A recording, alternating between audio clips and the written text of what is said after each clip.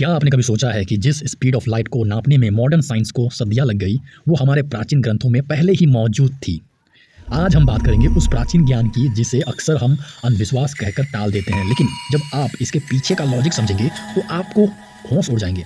क्या वाकई हमारे पूर्वज एडवांस एलियंस थे या उनके पास कोई ऐसी कैलकुलेशन थी जो आज खो चुकी है? इसलिए गहराई से इसे समझना जरूरी है। चलिए एक बेसिक उदाहरण से शुरू करते हैं। नासा ने हाल ही में पृथ्वी और सूर्य की दूरी सटीक तरीके से बताई है, लेकिन 16वीं सदी में तुलसीदास जी ने हनुमान चालीसा में लिखा, अगर आप इसे डिकोड करें, एक युग 12,000 वर्ष, एक सहस्त्र 1,000, एक योजन 8 मील, इनका गुणा करने पर आता है 9,60,000 मील।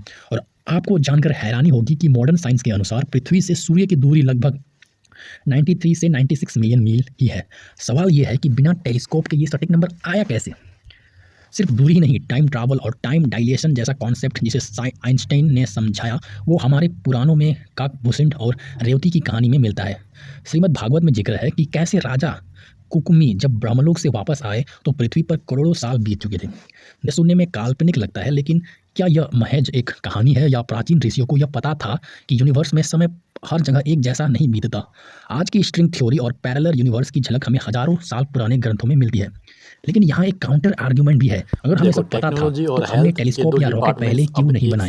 इसका जवाब शायद उस मेटाफोरिकल भाषा में छिपा है जिसमें ये ग्रंथ लिखे गए थे। प्राचीन भारत में विज्ञान और आध्यात्म अलग अलग नहीं थे। वहाँ लॉजिक को श्लोकों में पिरोया गया था ताकि वो याद रखने में आसानी हो, लेकिन समय के साथ हमने उन श्लोकों को रटना तो शुरू कर दिया पर उनके पीछे का साइंस भूल गए। तो क्या हमें सब कुछ पहले से पता था? शायद हाँ, या शायद हमारे सोचने का तरीका आज बदल गया है। लेकिन एक बात साफ है, प्राचीन ज्ञान को सिर्फ माइथोलॉजी कहकर नकार देना सबसे बड़ी बेवकूफ़ी होगी। आपका इसके बारे में क्या सोचना है? क्या हमें अपने वेदों को फिर से एक साइंटिफिक नजरिए से पढ़ने की जरूरत है? कमेंट्स में बताइए।